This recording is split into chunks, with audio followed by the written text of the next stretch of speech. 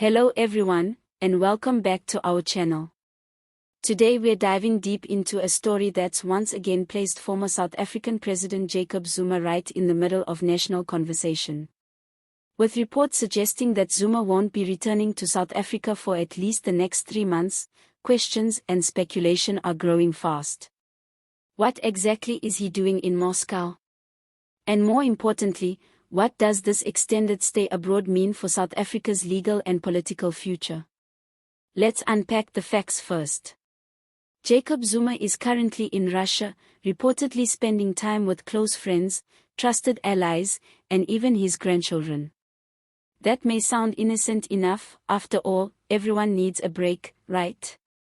But when it comes to Zuma, things are really that simple. His trip has raised major questions and sparked fierce debates, especially considering the timing and his unresolved legal battles back home. Now, social media is buzzing. South Africans have taken to platforms like X, formerly known as Twitter, and even apps like Flight Radar 24, tracking every movement that might offer clues about Zuma's plans. That level of public scrutiny speaks volumes about just how central Zuma still is to the country's political and legal discourse. And let's not forget, Zuma's legal issues are far from over.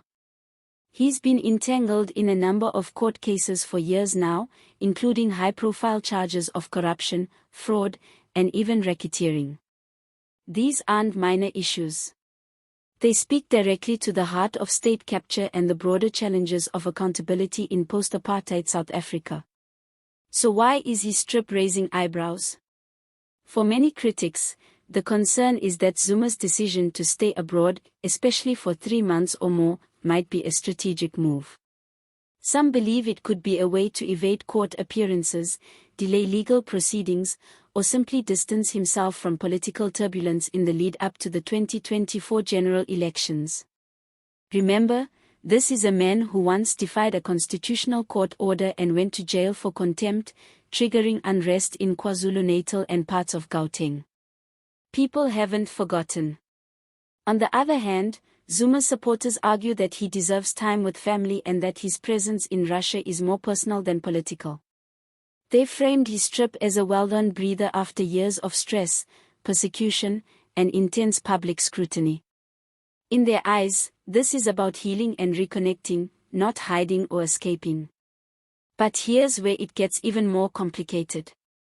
The absence of any clear official communication about Zuma's travel plans has created a vacuum, one that's being filled with all kinds of speculation. Is he receiving medical treatment in Russia? Is he there to meet political figures? Or is this just a private family visit? And why Russia?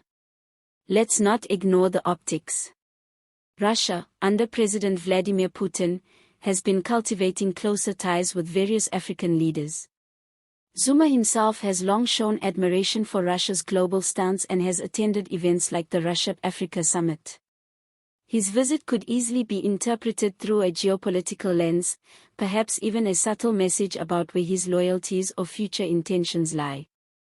As we look at this unfolding story, one thing is clear: the public remains deeply invested in what happens next. Political analysts have cautioned against jumping to conclusions, reminding everyone that verified information should always take precedence over social media theories. But that hasn't stopped the debate, and likely won't anytime soon. The big question now is whether Zuma will actually return in November, as some sources suggest. If he does, he'll likely step right back into a whirlwind of legal obligations and political controversy. If he doesn't, the pressure will only build, and so will the calls for transparency and accountability. For South Africa, this isn't just about one man's overseas trip. It's about how we, as a country, deal with power, justice, and leadership in a time of uncertainty. Zuma remains a deeply polarizing figure, admired by some, distrusted by others, but no one can deny that his moves still carry weight. So, what do you think? Is this a personal retreat, a political strategy, or something more? We want to hear your thoughts. Drop them in the comments below. Don't forget to like this video if you found it informative, subscribe to the channel for more in-depth South African political analysis, and hit that notification bell so you never miss an update. Thanks for watching, and as always, stay informed, stay critical, and stay engaged. See you next time.